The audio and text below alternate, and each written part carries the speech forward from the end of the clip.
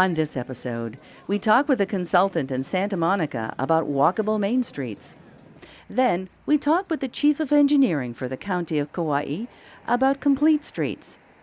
We attend the opening of the Wiehle-Reston East Metrorail Station, where we meet the Virginia Governor and the United States Secretary of Transportation. Finally, we check out conditions at the 5 new Silver Line Metrorail Stations. Stay tuned.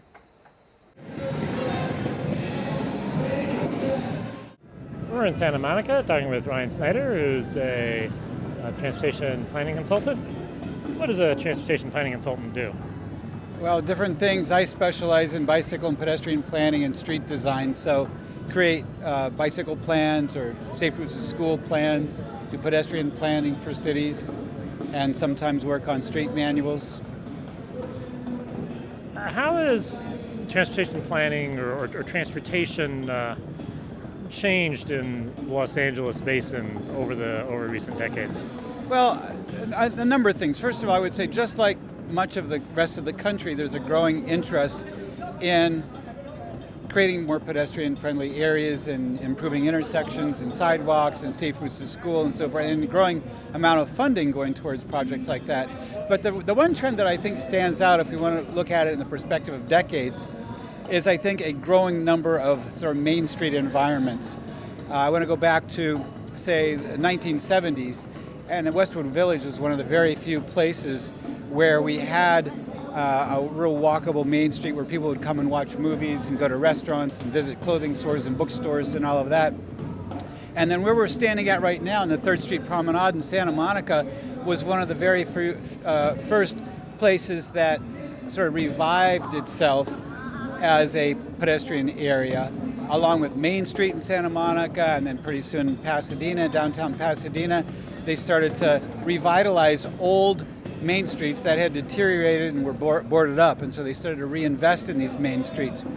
Historically, the LA region grew up around rail lines, and every station had a small town around it with a walkable main street that had, for many decades been abandoned.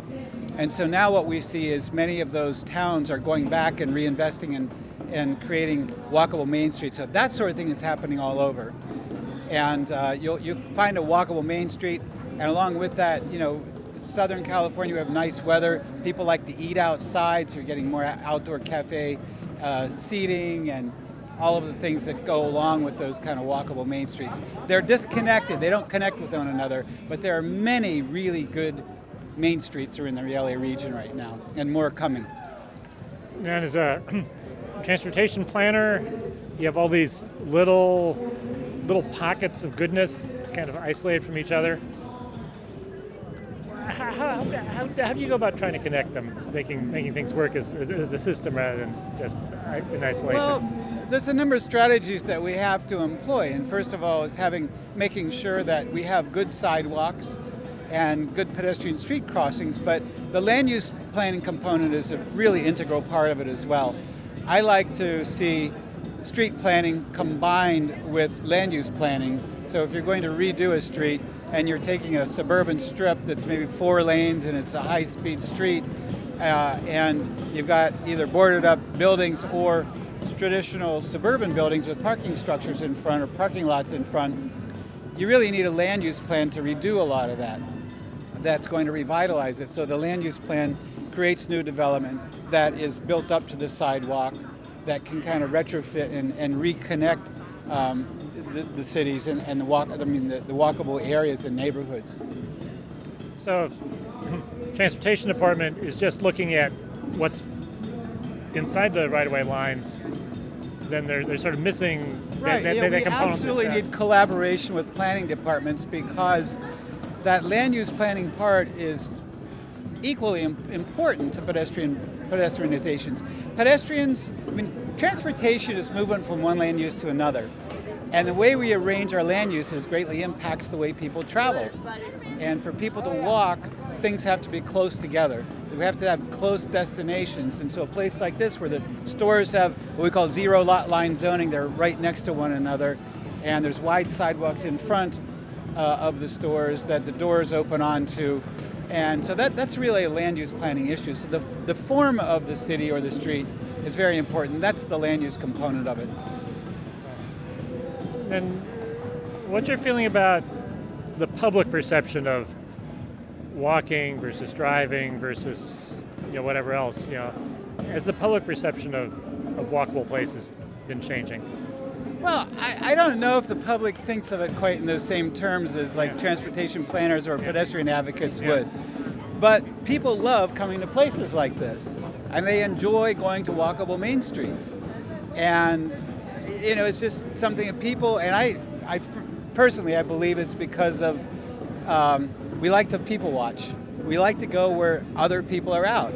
And so historically there has been the suburban shopping center has killed a lot of main streets.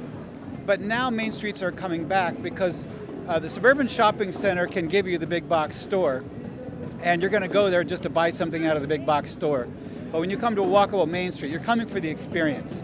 You're coming for not a national chain restaurant perhaps, but you're coming for the experience of going to maybe a locally owned restaurant and a place where you can walk after you eat, maybe go to a movie, take in some clothing stores, but to see other people in the streets and to hear street performers and all that. It's the experience that's different, and people do enjoy that. People are discovering that, and they like to get out. So I'm not sure, like I said, they think of it so much in terms of, do I want a more walkable? I mean, if you ask people, do you want a more walkable city, they say absolutely. But I think that they like the experience of walking.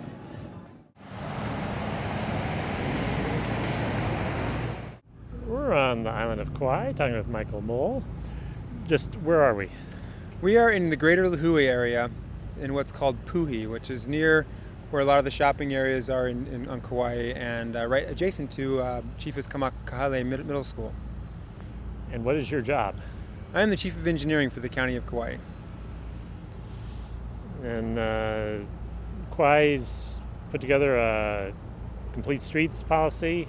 What's the story on that? Yeah, so about 3-4 years ago, before I arrived here, honestly, the island of Kauai, along with the other islands, in fact, because it was actually a state mandate, the island of Kauai was the first island to have a complete streets policy in place. And we're doing a number of things around the island to implement that policy. What is a complete streets policy? Generally, a complete streets policy is something that says whenever you do anything to a street, whether it's during a developer project or a county road project or just resurfacing project, that you do whatever you can at that time to make the street more complete. In other words, to make it work for all modes of transportation, walking, biking, cars, transit, freight, everyone. What's going on behind us here today? So project here is a construction of a roundabout. It's actually outside of a development project. There's a large retail development project across the street here that is adding a lot of retail that's going to require a lot more traffic going to it. So in order to handle the traffic, we're taking this, what was a 3-way stop, to become a roundabout.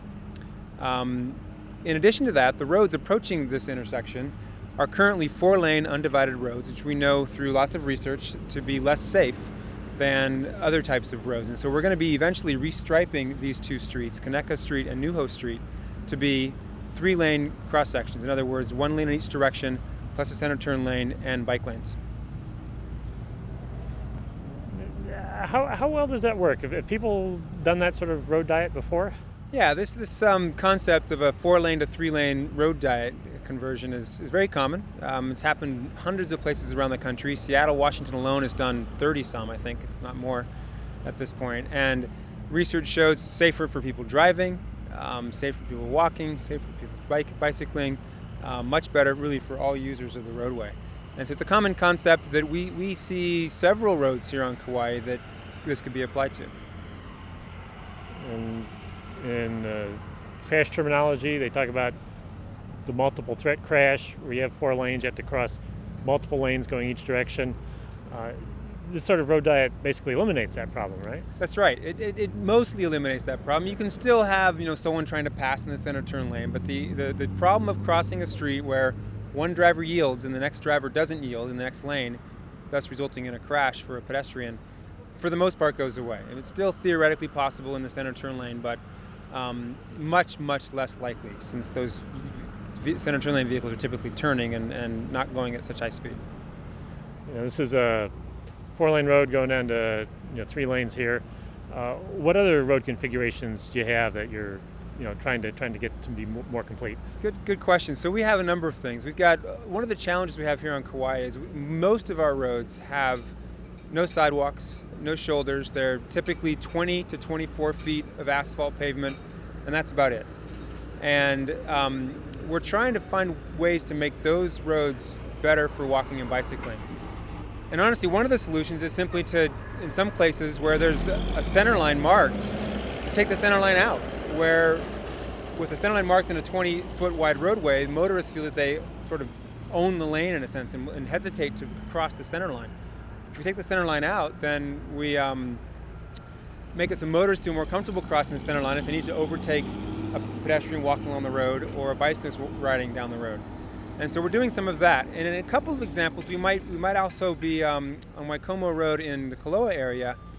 We may be actually doing that sort of thing with taking out center lines and actually marking out a pedestrian lane that is in the roadway or on the asphalt pavement, but not a separate sidewalk. So when you don't have space to actually give pedestrians their own dedicated space, what are your alternatives? It's a challenge. We have the room in many places. We have the right-of-way, so to speak. But building a concrete sidewalk, when you don't have curbs and gutters, you have to deal with drainage issues, and that's a real challenge. And then just the cost alone of an island like this where we have so many miles of street that are simply that 20 to 24 feet of asphalt, is the cost of putting in sidewalks is extensive. So while we are doing that in some places, we're adding concrete sidewalks to existing roadways like that. We are looking for opportunities to simply restripe and stripe a 4-foot wide walkway along a 24-foot pavement with 20 feet of asphalt for cars and then 4 feet for pedestrians, maybe down 18 feet for cars and 6 feet for pedestrians. We're looking at those things because it is so much cheaper and easier to do than put in sidewalks. In many cases, yes, we'd like to get sidewalks in long term, but it's just not always going to happen in the short term. Is what's happening here on Kauai similar to what's happening on the other islands? I think so, especially with respect to that issue. I mean, every island has the same problem to a large degree.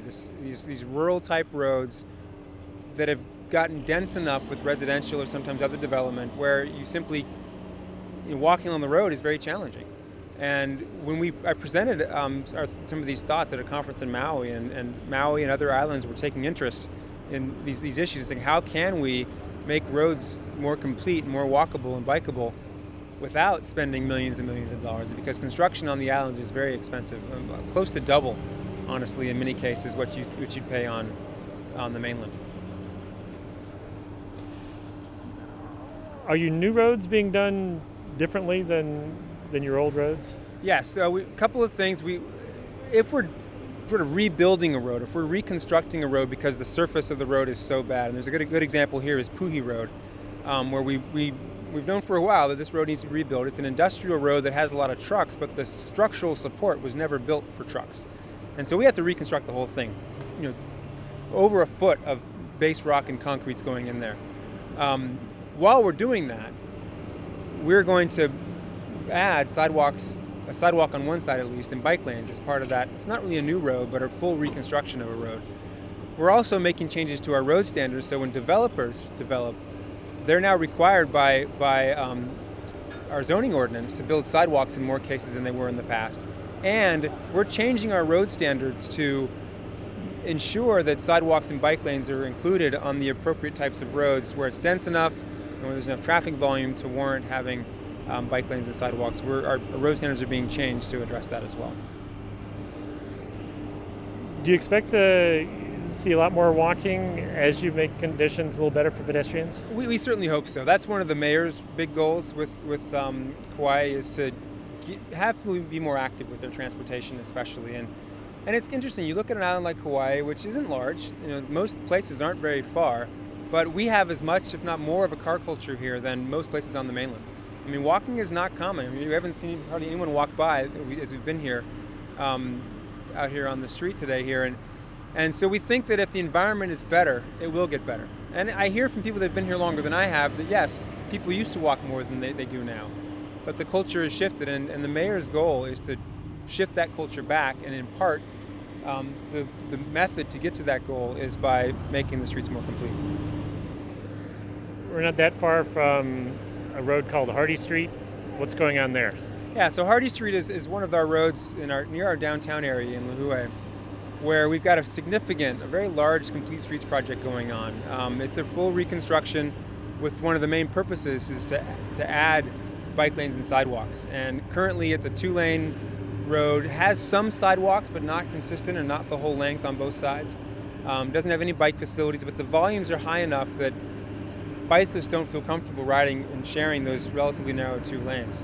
And so we are reconstructing the road to add bike lanes, add sidewalks where they don't exist, widen sidewalks where they do exist, add accessibility features for pedestrians, curb ramps and driveway features that work. There's some green streets features where there'll be some stormwater small retention areas as kind of part of curb extensions to hold some water so it doesn't quickly run off into the storm drains, so that'll be beneficial. And that project is under construction right now. They just started about 2 months ago and are building the driveways and sidewalks in one area. It will also include a roundabout. It's next to an elementary school where a lot of kids walk to bike to school now, but there's also even more kids being driven to school. And we think that we can increase the amount of kids walking and biking if we enhance the environment, and that's part of what that project's about. And you say that project's near a school, this project's near a school. When you look at prioritizing pedestrian projects, are you looking at schools and shopping centers and those sorts of destinations? Absolutely. I think that a lot of what we're doing, again, the whole thing about complete streets is to, whenever you do anything to a road, add something to it. But as we look at capital projects that are focused on these issues, we're absolutely thinking about those areas. And so there are several Safe Routes to School projects around the island that are either ongoing now, like Hardy Street, or are things that we have planned in the future, being in design or in planning stages right now. So we do consider schools and other destinations with respect to walking and biking and how that's prioritized as far as other projects. Another street nearby, Rice Street, what's going on there? Yeah, so Rice Street is really, I would call it Kauai's Main Street, or at least Lihue's Main Street. And Lihue is the largest town or city within Kauai. It's where the center of government is, the state offices, the county offices, the airport's nearby. And Rice Street is the main street for Lihue. And it's traditionally been the main street, but like many other main streets, a lot of the businesses or the stores are either vacant, or there's businesses are not fully, the buildings aren't fully full of businesses or restaurants. And so it's sort of going through a revitalization process. And it too is currently a 4-lane road. And we have plans, again, we have some meetings in a couple of weeks to evaluate with the public some ideas to put in 2-lane and or 3-lane cross sections on Rice Street in order to help it become a more complete street and enhance the revitalization of Rice Street as the main street for Lihue.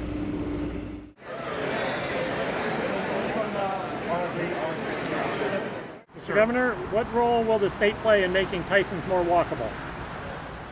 That's another big piece of what we need to do. Livable communities, apartments, work. You can walk to work, ride your bike. So investment, and the Secretary has a plan. What we need to do, not only in Northern Virginia, but through the entire Commonwealth of Virginia, how do we make more communities livable? By that meaning not having to use a car, not having to own a car, being able to walk to work, ride a bike to work, and we're putting the money and the investment in to do that up here in Northern Virginia.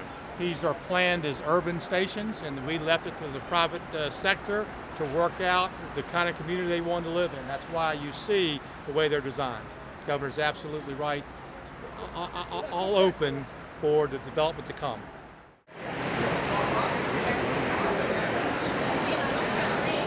Mr. Secretary? Yeah, sure. A big part of this is making Tysons Corner more walkable.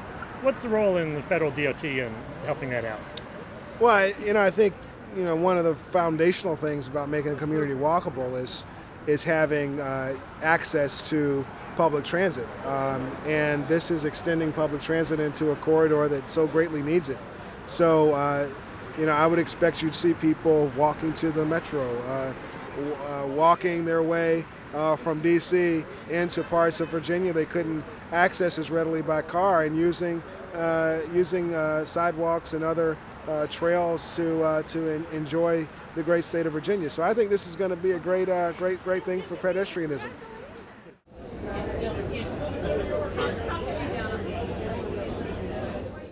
Now, I'm going to depart a little bit from what I was supposed to say, because something that your Fairfax County chairwoman said struck me.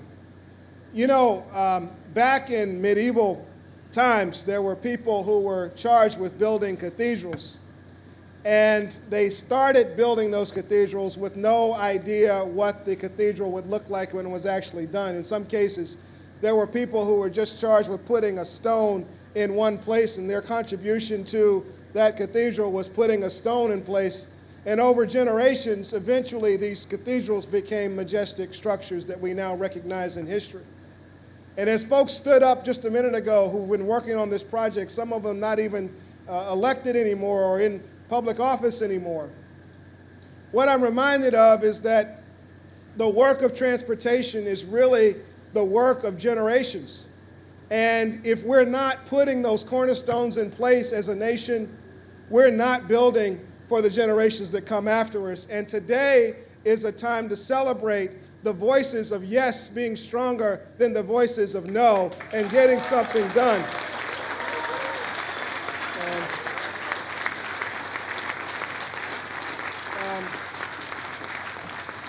One of the great things about transportation is that it is not partisan. And so when I say the voices of yes, I'm talking about Republican voices and Democratic voices. It was a Bush administration and a Secretary Peters that were involved in the planning process of this project. It was an Obama administration and Secretary Ray LaHood, himself a Republican, who worked so hard to get us to today. And this is an example of what we need to see more of in our country. Unfortunately, when I come to a day like this and get a chance to celebrate a great achievement that's taken years and years and years to get done, I'm reminded of what's not getting done in our country today, as Congress now waits again to deal with the fact that we've got a shortfall in our highway trust fund, 20% of which goes to support our transit projects around the country. Around our country, in fact, there are at least 50 more projects that would create good jobs and provide relief from traffic jams and build a network that can move 100 million people by 2050, which is what we're going to need. And unfortunately, these projects are still waiting on funding. That's why the Obama administration put forward a bill called the Grow America Act. You could also call it Grow Virginia, or Grow DC, or Grow Maryland, or Grow this general area. It would increase transit funding by 70%, providing $11 billion over 4 years. It would give state and local leaders the support they need to get more projects like the Silver Line done all across the country. And the bipartisan support for this project shows us that growing our investment in our transportation system in America is possible. It doesn't have to be so hard. When I say grow America, grow Virginia, look at the $900 billion investment the federal government made here. I've already heard stories of greater than $1 billion of private sector investment along the line. It's a pretty good return on investment. And then you think about the number of choices that people will now have to get around this corridor, coming in or going out, and the wonderful amenities that will come as a result. This is a win for America, and we need more wins like it. So I want to applaud you for sticking with this project, even in the hardest of times. And I want you to remember the feeling you have today, because we need many more feelings like this across America. Thank you very much. It's great to be with you. Visit us on the internet at www.pedestrians.org.